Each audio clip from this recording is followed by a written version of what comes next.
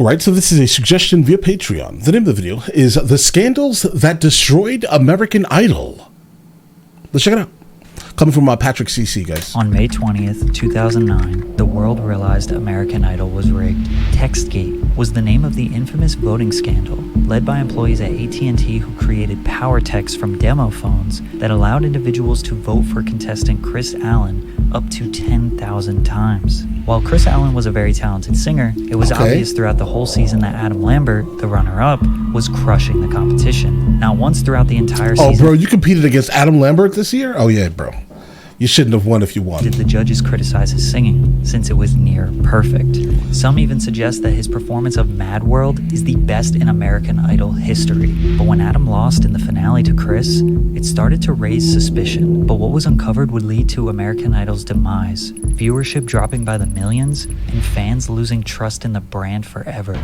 Now you're probably thinking that the fans were just upset that their favorite singer didn't win the competition and that they are unreasonably outraged. And while some of that may be true, AT&T admitted that their employees did manipulate some votes, but they vehemently denied this had an impact on the final outcome. AT&T was one of the largest corporate sponsors and the communications partner for American Idol. They set up the voting gateway for fans to be able to send a text message to an abbreviated number, such as Idols01, so the viewers determined who moved forward in the competition. They also had the ability to call an 866 phone number and vote online. However, the text-in voting was the most popular method since 2003. Yeah, it was easy. Every single year there were claims that the votes were unfair, such as in season 4, where 3 of the contestants had their numbers mixed up with the wrong numbers appearing on the screen, resulting in millions of votes being voided. Or even earlier in season 8, where the number Idols 13 was owned by a company called Intimate Encounters, who used the number as a sex hotline. Imagine all those people accidentally texting a sex hotline. Right. But season 8 was the first time where there was an admission of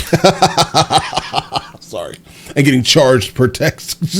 foul play. Chris Allen was from Conway, Arkansas, and had the entire state rooting for him to win. During the night of the finale, watch parties were organized where up to 2,000 people attended. A few employees at AT&T got caught up in the enthusiasm of the competition and brought demo phones to the parties and provided texting tutorials to those who were interested. Basically, these employees taught people how to send power texts where each person could vote for Chris 10 times with the press of one button. However, one voter, Bobby Kierna, confessed to voting for Chris Allen 10,840 times in an AT&T texting zone that had been set up there. However, AT&T tried to reassure that this fraudulent activity did not impact the outcome because it was, quote, quite a leap to suggest that a few individuals could have impacted the final results. But they did. Hopefully these guys were fired. And the television network Fox was absolutely certain that the results of this competition are fair, accurate, and verified. This begs the question, how can you be certain the competition results are fair when AT&T admitted there was a manipulation of the votes? That doesn't Despite make any Chris sense. Allen winning, Adam Lambert would go on to have a much more successful music career, as he has now earned the honor of replacing Freddie Mercury as the new frontman of Queen, the fifth highest selling band of all time. But we probably should have seen TextGate coming because a few years earlier the votes were manipulated to purposely get a bad singer further along in the competition. But before we get into the next scandal, allow me to introduce Scentbird. All right, guys, listen, really quickly. I don't think that this is the only scandal. I don't know if, like, The Voice ever got caught up in something like this, guys, but season 3 didn't make any sense to me. I stopped watching The Voice after that, and it had really nothing to do with, like, my favorite singer being, like, removed, if that makes any sense, guys. The winner of season 3, she was decent. And I mean, okay, right? Trevin Hunt should have absolutely won that, pretty much based off of his blind audition. Listen to it. Listen to that, and then listen to the person who won. I'm confused. This is a music show about music, right? Or is it about something else? Help me out. I want to know. Because absolutely, season 3 of The Voice made no sense. I just, I stand behind that to the end of me, guys. We're going to actually skip through this. Let's get it. Subtle, but a little sweet. It reminds me of vanilla. Let me show you how it's out. All you need to do is separate the two pieces. As you can see, we got the Burberry loaded up right now. New fragrance every month. Bro, that's $7 for your first. Bro, this is the longest ad in human history, guys. All right, let's get it. Sponsoring this video, check out the links below. This is Sanjaya Malakar, one of the most controversial American Idol contestants in history. Sanjaya was a 17-year-old kid from Seattle that had a loving personality and a decent voice. I can't tame you, but I just keep trying. What happened? Decent voice? Let me guess. His story was amazing. Guys, we got to the time where like all of these like audition shows care more about the story. That's why whenever someone, I guess, invites me to listen to their favorite one, I generally skip past the story completely. Like, I don't want to hear nothing about the story. I just want to hear the vocals. I will judge them by the vocals, not their story. Because people, for some reason, right, they get all emotional about the people singing. They can't sing at all, but their story is really good, guys. I don't like that. Most of you might be thinking his singing isn't that bad, and it really isn't, No, I'm especially thinking it's compared to the terrible. industry standard today. But for American Idol, a show dedicated to discovering the best talent the country has to offer, people Right. thought he didn't even come close. And the fact that he made it all the way to the top 7 finalists indicated that there was something suspicious going on. A website called Vote for the Worst was created in the early 2000s and gained a lot of popularity during season 3 of American Idol. It was essentially a blog or forum dedicated to mobilizing Idol fans okay. to vote for the worst person every week, with the ultimate Right. goal of the winner being a mediocre or bad singer. Their first target was Antonella Barba, who went as far as leaking racy photos of her to bring traffic to the site. A low Right. blow for sure. However, she ended up getting voted off, so their troll campaign was no longer successful. And in 2019, she got sentenced to 45 months in federal prison for possessing 400 grams of fentanyl with the intent to distribute it. She even tried to reduce her sentence in court with the argument that being voted off American Idol was the reason she spiraled out of control. Anyways, after being unsuccessful with Antonella, Sanjaya became the fan favorite. Oh, that doesn't make any sense. Hopefully you went to jail. Or I guess the least favorite, because he was often the person they were voting for as the worst. Simon Cowell was notoriously not a fan of Sanjaya, but the general American public thought he was sweet and lovable. They even made iconic memes about Sanjaya. Sanjaya, you're the one I admire. Who cares if Simon likes ya? I think that he's a liar. Please stop The this now. controversy around him turned his supporters into diehard fans and turned his ops into massive haters. Make sure you're drinking water. Howard Stern even praised the Vote for the Worst website, which brought it to much bigger heights. Shock jock Howard Stern is plugging a website called votefortheworst.com, hyping Sanjaya as a way of discrediting American Idol. The site was getting around 4 to 5 million viewers each week, earning Right. them some mainstream coverage. Has a website And some solid AdSense money. I'm just going to let you guys know right now. They were making money, really good money. and they're voting for the worst contestant on American Idol. how they're doing it? That's right. Now, there is no concrete proof that this website was manipulating votes, but the massive amount of traffic the site was getting Right. each week could suggest that they had some influence. Even the creator of the website, Dave Della Terza, was interviewed on national news. Surprised they didn't get sued, guys. I don't know that we're trying to rig the process, but what we're trying to do is say, this isn't a legitimate talent competition. They're trying to make good reality TV. So why don't we try to keep around someone Right. that's bad and try to keep them around, help them win, because it'll make the show better to watch. Now, Dave raises the age-old question, do your votes matter? The only evidence people use is when a contestant seems to be popular on the internet and in the news, but then gets voted off, or when a contestant is generally disliked, but advances, which obviously isn't a strong argument. 6ix9ine has 9 million monthly listeners on Spotify, Right. but everyone hates him. Clearly, not everyone hates him, I mean, listen, I think people want to hate him. I mean, obviously he's, yeah, right. He's not a very good person. Like, you wouldn't want to have a beer or conversation with him ever, I'd say, personally, right? But his music is so trashy, it's dope. That's it, guys, right? I mean, I like listening to it loudly because he's always screaming at people. Guys, it's the same reason why I like listening to metal, because they're screaming at people.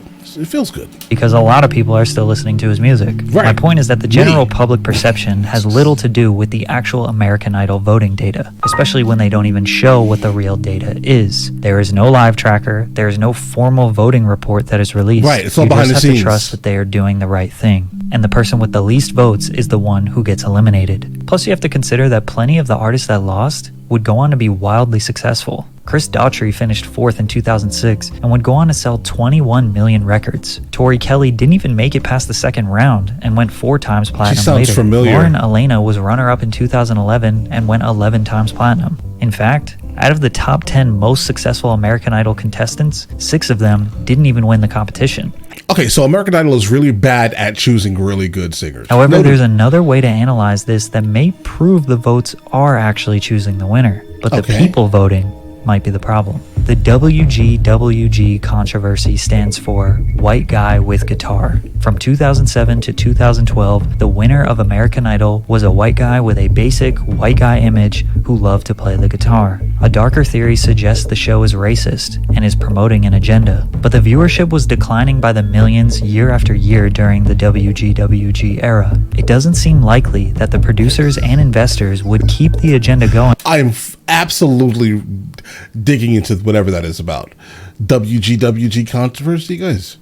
Is that a thing, really? If it was hurting the show's reach. If so, especially wow. considering that the first 6 winners of American Idol were unpredictable, diverse, and led to the show growing in viewership every year. Season 7 was the first WGWG winner, which was the first time they ever saw viewership decline, and it steadily kept dropping from there. Ken Warwick, producer of the show, explained the reasoning. It's no secret that most reality shows are female-driven, either by moms or by young girls. Right. It does mean we're going to get most TV. It's honestly more beneficial to do everything media oriented, like orienting everything to women, because women are the ones who are probably going to be spending more on whatever the ads are, happening right between the shows, guys. Right. So if you focus things more towards women, you end up making more money in the long run, because men generally don't buy smaller items like that. If men are going to buy something on average, it's probably going to be something expensive, right? Like a one-time big purchase type of thing. I learned this from my wife. My wife is in marketing, and she was like, "Yeah, listen, focus everything on women." I'm like, "Wow, that's not okay to say." But all right, let's get it. Get a heftier amount of female votes. Obviously, we are very much aware that the voting can be skewed towards the boys, but it's not just because of their gender, but their personality and potentially their looks. You have this alliance between young girls and grandmas, and they see it not necessarily as a contest to create a pop star competing on the contemporary radio, but as who's the nicest guy in a popularity contest. In short, the winners are disproportionately chosen by suburban moms and young girls because they like the show the most. Okay. The predictability of the winner may have led to a huge average viewership drop from 25 million in season 10 to 18 million in season 11. Yeah, it's going to instantly ostracize a whole group of people, like in the United States of America, who are just not interested. Mostly it's going to be men and basically everyone else. But after the 5-year WGWG streak, Candice Glover would go on to win season 12 of American Idol. And then that breaks it. However, the viewership dropped again from that 18 million average to 15 million, and it just kept going down. Okay, Keep in mind, this was so it's a also popularity in 2013, contest, where the social media takeover was about to destroy TV ratings entirely. It's most likely that the voting process falls somewhere in the middle. Millions of people choose who they want. The show producers use the votes to determine who the most popular singers are, advance those people at the top, then eliminate one from the bottom few based on what will make for the most entertaining outcome. And that's why they've moved all of these shows to like tugging at your heartstrings, emotions first. What's the most important thing? The story. What do you feel while listening to it? That's why they did that. Okay. All voting shows like American Idol, that's why I stopped caring about it. So You Think You Can Dance usually have the same overarching issue. It's not necessarily about talent, but producing the most entertaining show. However, this is about as close to the real world as it gets. How often do the most talented people become the most successful? The most talented singers, actors, hell, even government officials are not always the ones who become the most successful. Talent is definitely important, but branding, relatability, and overall entertainment value is what people are drawn to the most. The chances of American Idol being just another scripted reality TV show where the votes don't count and producers pick the winner are very high. And maybe the decline in viewership was simply due to the death of TV and birth of social media. In the end, the viewers get to discover their new favorite singer. Winning the competition does get you an immediate prize, but the platform and exposure is the most valuable part. And what you do with that exposure is on you. Yeah, and that's what that show purely is about, I'd say. Like, don't even try to win it. I mean, if you can stay there longer, obviously you get more eyes on your overall project. Hence the reason why artists who were let go, that were super talented, ended up going platinum and getting Grammys and things like that, regardless of the show. Right? Because the show itself is going to give you a couple of dollars and say, good luck type of thing. Right? I never really dug into these shows again, guys. I mean, well, how about this? That's not true. I definitely was into The Voice season 1, 2, and 3, and then I was just like, wait, what's happening here? Well, I don't care about their story. Why is this person winning and they can't sing? Like you're super pitchy, bro. You're out of tone. You're extremely pitchy. Your vocals are wild. How did you win? Versus an alien. All right, listen. You guys all have an absolutely amazing day and enjoy your day thoroughly.